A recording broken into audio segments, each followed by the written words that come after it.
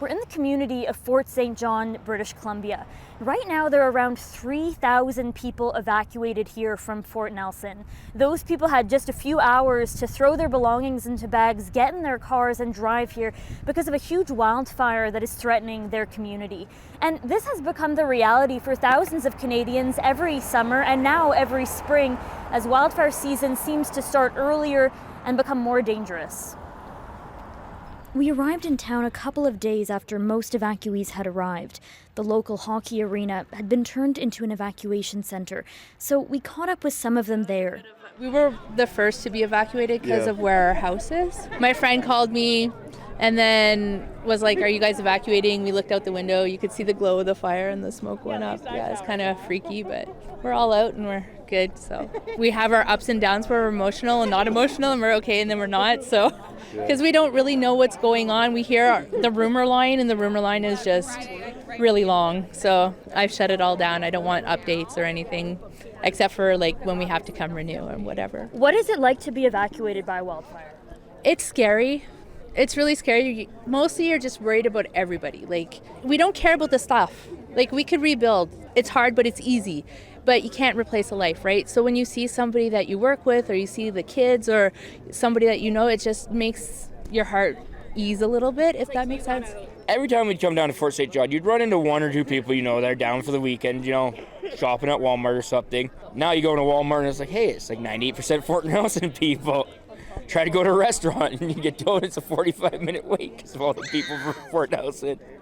Yeah, it's like a weird high school reunion. Yep. It's mid-May. Did you ever expect that you'd be evacuated at this time? Absolutely not. Wish we would have stayed home.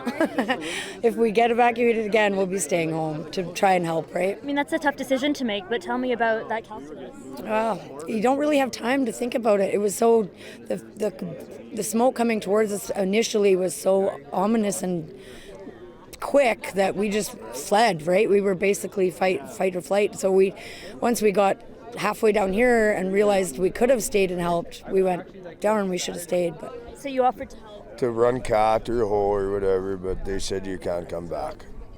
And is that hard to not be able to defend your own home? Yes. It's terrible. and to give some relief to everyone who is there doing I it. said I'd work for free, I just said, so, but they won't let you come back, so what do you do? Well, this is our first rodeo, so now we know. Once the panic and chaos of getting out of town is over, there's a lot of waiting around. People aren't working, kids aren't in school, and people are holed up in hotel rooms with not a lot to do but watch for updates, or look for spots around town to basically hang out and pass the time.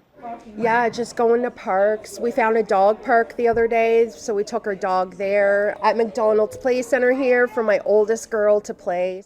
Can you say hi, Nora? It's tough, but just for my girls, like I try not to show them how tough it is. I didn't, honestly, the packing part, like when you get to that situation, you don't, like your mind's just all over the place. I didn't honestly know what to pack. I forgot a lot of things like underwear, socks, like even pants. Like it was just, it's crazy, honestly. But I'm just thankful we're out, we're safe.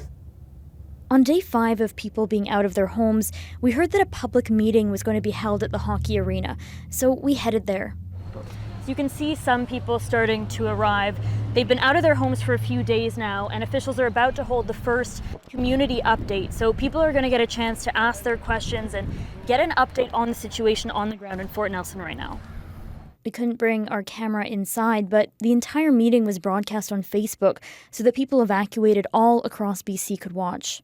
They're going to kill this beast if the weather holds the way it is. So I'm really feeling confident that we'll get some kind of a word that fire is not impacting our community. Please know we had a plan.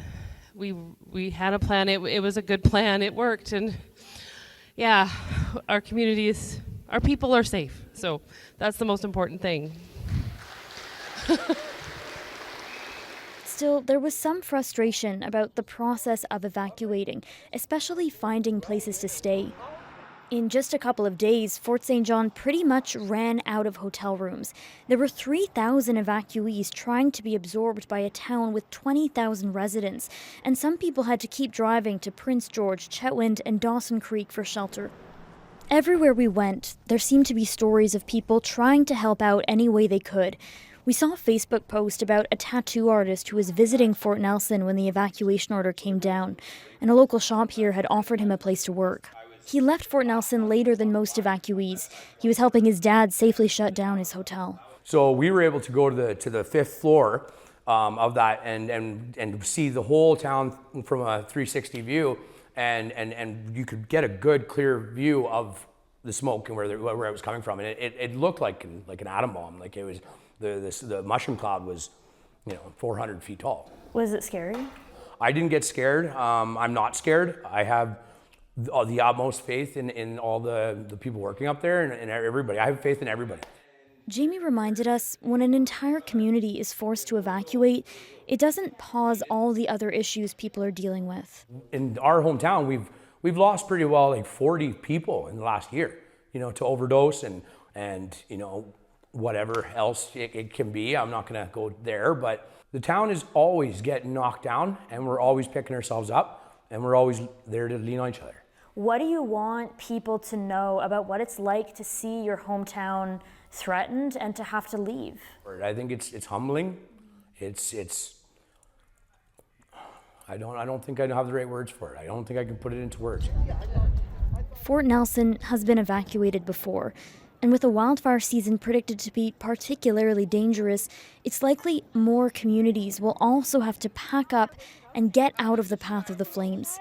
Other cities and towns in Canada will need to absorb hundreds, maybe even thousands of people overnight. Michelle Ghoussoub, CBC News, Fort St. John.